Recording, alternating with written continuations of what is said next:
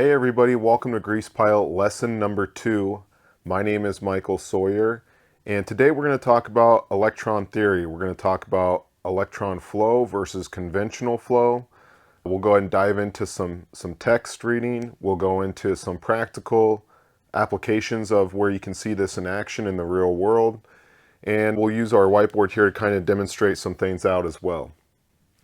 Guys, you know I like to use a clipboard to stay on track, so the lesson overview for today, we're going to go over some textbook review, not a whole lot, and I do highly recommend that you go into chapter 12 of the general FAA handbook, the Aircraft Mechanic Handbook General, and read pages, about the first 20 pages in chapter 12 will get you to an in-depth review of this subject. So just to kind of go over the lesson, we're going to look at the atomic structure, what makes electrons move, and the two models, conventional flow versus electron flow.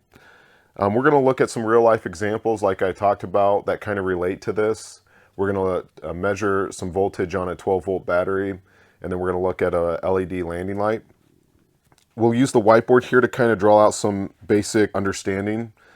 And once again, guys, I am a pretty hands-on mechanic. I've been in the field for a long time, so excuse me if my teaching's a little rough, but I want to give you as much practical application as possible.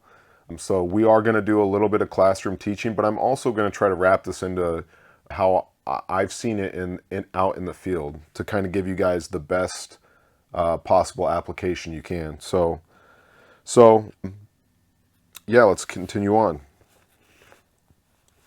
We're going to go ahead and talk about a multimeter a little bit too in this lesson. It makes sense to kind of just briefly touch on a multimeter, what functions you would use as an aircraft mechanic, and that sort of thing.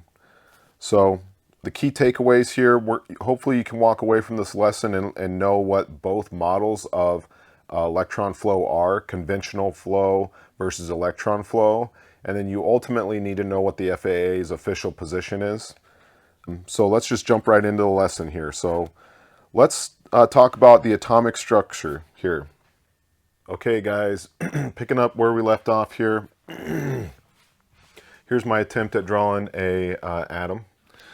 So anyway, like I said, we're not going to go into too much detail in this because the theory behind this is very deep, and I recommend you look at chapter 12 of the general mechanics handbook, the FAA handbook. But we'll kind of just dive in just a little bit here to how I understand this. So you've got protons and neutrons in the center here. That's these items right here. And then we have electrons orbiting outside the nucleus. These electrons, the very outermost electrons, are valence electrons. So these are the ones that jump from, they will ultimately leave this atom and go to another atom. And that is essentially what the flow of electricity is these electrons moving. Okay, so protons are positive, and this is the nucleus, and neutrons are neutral. So protons and neutrons in the center, positive and neutral, and then we have electrons orbiting outside in shells. Valence electrons are in the outermost shell. Those are the ones that move. So electrons are what create current flow. So as they move from atom to atom, that's what creates the electricity flow. Okay, so moving on. What makes electrons flow? A potential difference. So a difference in electrical pressure. So voltage can be viewed as electrical pressure. A battery creates a difference in charge between its terminals. So a potential difference. That pressure pushes electrons through a conductor. No voltage difference, no flow. So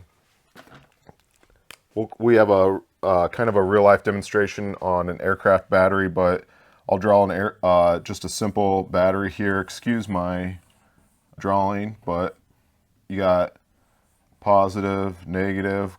Let's call this a 12 volt. So this 12 volts, we'll say this is positive and this is negative. This is the potential difference between the positive and the negative, 12 volts. So if you wanted greater potential difference or greater flow, you could do, it could be a 24-volt battery, and on and on and on and on. So this is potential difference. Okay, let's talk about the electron flow model. So there's two models here that we've discussed. Electrons physically move from negative to positive. This is what's actually happening at the atomic level. Electrons carry a negative charge repelled by the negative terminal attracted to the positive terminal. The FAA officially defines current flow using electron theory, negative to positive. This is stated in FAA-H-8083-30B, page 12-14, the General Handbook, the FAA General Handbook. So it's important for you to understand the FAA's view on this subject is the electron flow model, or electrons moving from negative to positive. Okay, moving on. Done there. Let's talk about the conventional flow model. So two models, electron flow and conventional flow. A conventional flow model, current is described as flowing from positive to negative, so the opposite. Benjamin Franklin guessed wrong about which direction charge carries moved back 270 years ago, and the convention just stuck. So most electrical engineering and most aviation schematics still use this model. So kind of just an old way of looking at it. So they're actually the opposite. The two models are opposite of each other. So a conventional flow model is positive to negative is what they thought they moved, the flow of electricity from positive to negative. And then the electron flow model that came out later that the FAA says is correct is from negative to positive. Okay, so why would you need to know both? So you're going to see a lot of schematics that kind of use the conventional flow theory, but the FAA takes the stance on negative to positive. So that's why you must know both. You must know the negative to positive, the electron flow for the test. And then when you're out in the field looking at things, a lot of diagrams, a lot of prints out there will still use the conventional flow model. And in all reality, out in the field, from my experience, now I'm not heavy in avionics. I have had a little experience installing some avionics alongside some avionics technicians. But from my experience as an A&P mechanic, I never really looked into this after I got into the field. So it's not, the prints that I'm reading on the small general aviation aircraft don't really care which way the electrons are flowing. So, or I don't see it used in practice out in the field as much. So it's kind of just more of troubleshooting the circuit and finding the fault, more so than it is finding out which way the electricity flows. There is some instances where you have to be aware of which way it flows. We're going to talk about that in a couple of our practical examples. We'll show you some video of the aircraft battery and the LED landing light.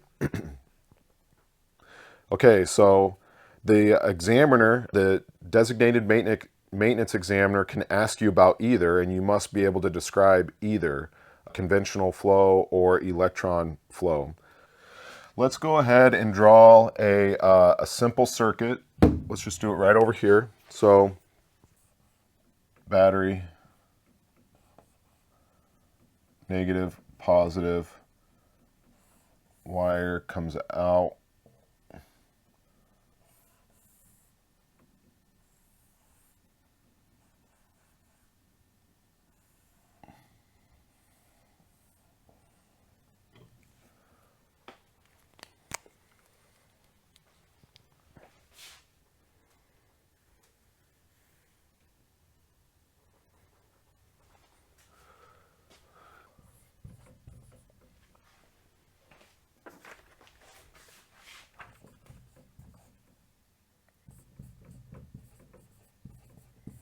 Did I spell that right? I think so.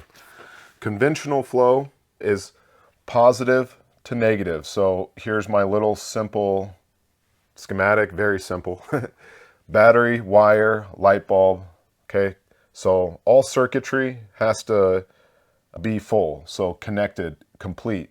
If you have a break somewhere, then it depends on how in depth you get on your circuitry, but the basic rule of thumb is that every circuit to complete, you need to have no breaks or anything in the circuitry. So the conventional flow says that electrons are moving from positive to negative. So in this case, they would come around this way and flow this way through the light bulb, come through, and meet back at the negative terminals. So that's conventional flow. Electron flow, we did conventional flow. Let's talk about electron flow. This is the FAA's official position.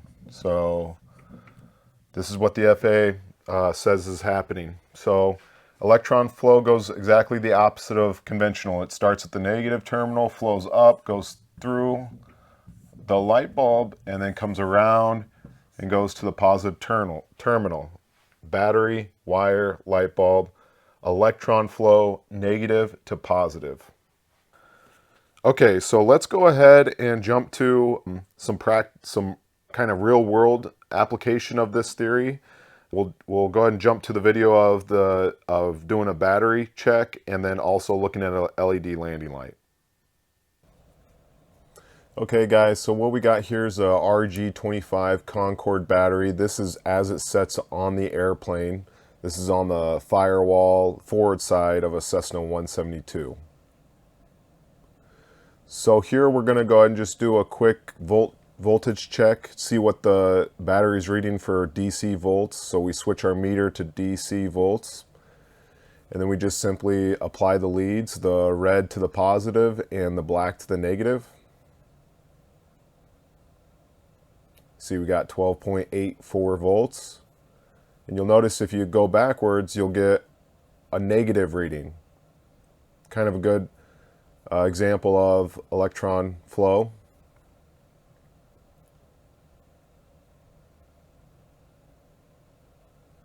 And then another application is a LED landing light. You can see this one has a positive and a negative terminal. You have to hook these up correctly because this is a diode and the electricity only flows one way.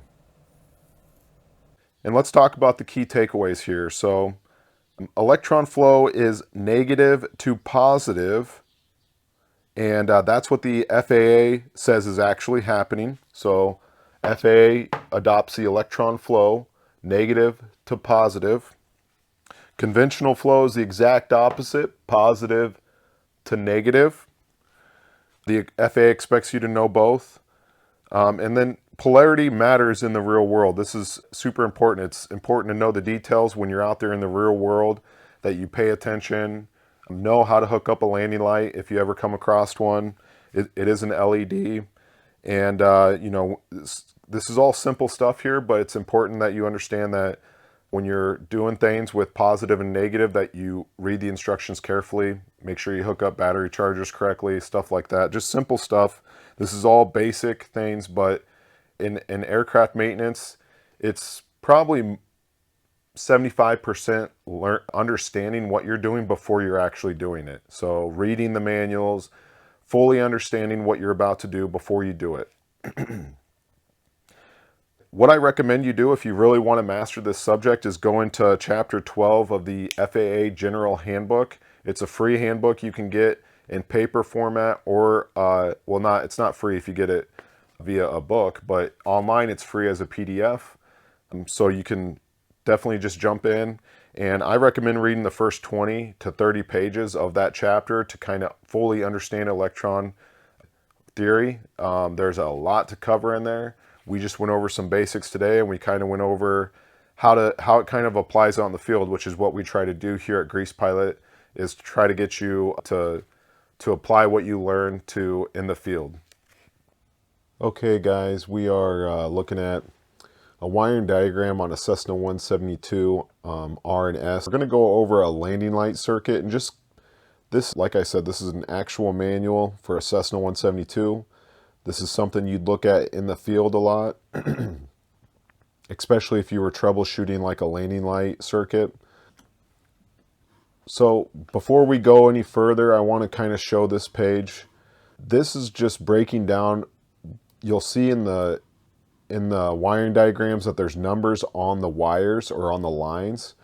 And that's great information for telling you the location of the wire, the type of wire that it is, the size of the wire, the type of conductor, and there's just tons of information. So I wanted to show this page. This is page 8 PDF on the Cessna 172 manual.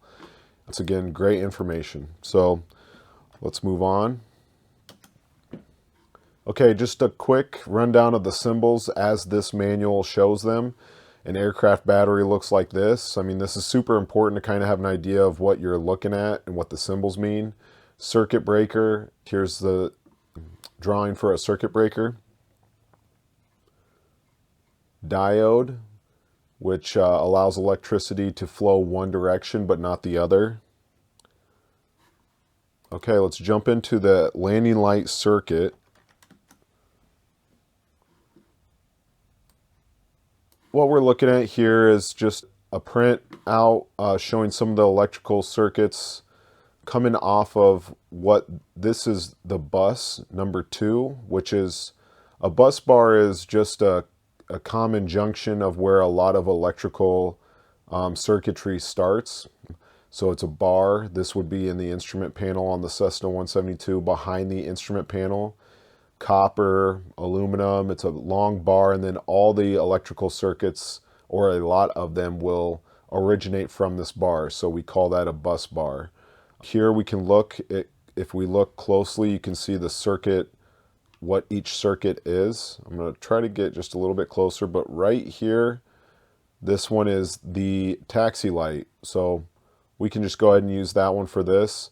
Starts at the bus bar, feeds into a 10 amp circuit breaker. That's this symbol right here. Now that could be a circuit breaker switch because it's got this little line on it going over, but either way, the circuit is protected by a 10 amp circuit breaker, runs through a wire. This is that number I showed you on that page earlier. It just tells you what details about the wire. And then you can see that it goes into this bar here. This is typically a connection point or a junction point on the aircraft. This says CB panel disc. It's probably a disconnect somewhere. And then you can see it just goes into, and it says to refer to another drawing page. So to continue seeing the taxi light schematic, we have to jump to 33-40-05. 3340-05 right here you can see. So I saved the page so we can kind of just cut out the filtering through. But picking up taxi light circuit here, it just, we've already seen this part on the previous page, coming off the bus bar, going through a 10 amp circuit breaker, possibly a switched circuit breaker, goes into junction, or this is a quick disconnect of some sort, or just a connection point. Could be a terminal, could be on the firewall, could be just where two wires connect to each other. But then as you continue along, you can see that this is called the left-hand wing disconnect, another point where the wire goes to a junction box or gets disconnected, or where the two wires are joined together. And then you can see the wire continues out to the taxi light. So wire goes into the taxi light, comes out. You can see it looks like it shares the ground terminal with the landing light. So this is the landing light up here, the ground side of the landing and taxi light, because the wires come together. And then you can see the wire comes back here, goes through the left-hand wing disconnect terminal, and then it continues, and then it goes to this little symbol here, which I didn't look up what this F is, but if you look behind the F, you can see a ground symbol. So that just tells you there's the ground. That little symbol right there, the 3 lines going to nothing. So the positive side's here, the power starts here, goes through the breaker, goes through the wire, goes through the taxi light, comes through. It shares the negative terminal with the landing light, which that's okay. And then it comes back and eventually goes to ground, completing the whole circuit. So that's just a simple landing light for a Cessna 172. Okay, this is a simple multimeter, under 50 bucks. Got this one, I can't remember where, I've had it for a long time. Neotech. You want a multimeter that can read volts, DC amps, and AC. I'm in general aviation, which is the smaller side of aviation. I don't use the AC measuring quite as much, but it's good to have, and most multimeters come with it, so it's good to have just in case. So we'll kind of go over some of the basic functions here. So you've got your lead inputs down here. This is where you put your test leads. You got a black and white typically. They come in different varieties. These have alligator clips on them, but you can get just pin style that you can touch things with. So the common or the ground is going to go in the center, and the red lead will go, depending if you're reading volts or amps, you have to put your red lead in the appropriate receptacle. So most of the time I'm in the field, and when I'm working in general aviation, this is the setup. Common in the center and reading volts. There are times where I read some amps, but this meter is fused at 10 amps, which you can easily go over. So just make sure that when you're checking amps on a multimeter that you know how much you can check on the amp side. So we'll just kind of go over the symbols a little bit here, starting with the first one. And I won't go through all of them because, to be honest with you, I'm going to go over what I use in the field quite a bit. And so we'll go start with DC volts. This is what we used on that aircraft battery. This is a different multimeter, but on the aircraft battery we check DC volts, and that's a good, just quick way to test the health. It's not an all-inclusive way to test a battery's health, but it's a good way to get a good snapshot of it. And so we'll use DC volts, which is this one right here, the V with the solid line and dots under it. The next one is AC volts with the squiggly line. I don't use that one very often, but it's there. You got ohms or resistance. This is used frequently to test grounds and aircraft to see how much resistance you have. There's various components you're going to check the resistance. Spark plugs in general aviation, a lot of times you can check the health of a spark plug based on ohms resistance. This function here is good for testing continuity through leads. So if you have a wire, you're trying to find out through the whole aircraft if you're trying to chase a wire down and figure out which one's which, you can plug these on both ends of the wire and see if it rings out, makes the noise, then it's the same wire. Or if you're checking to see if there's a break in the wire somewhere for troubleshooting, a good tool to have. So coming over to this side, you can see we've got the DC amps and then DC, and as I'm switching through and looking at the meter here, it tells me what we got. So we've got the DC amps, DC milliamps, which I've used the amps a little bit, maybe checking an alternator field, and like I said, on small airplanes. So there you go.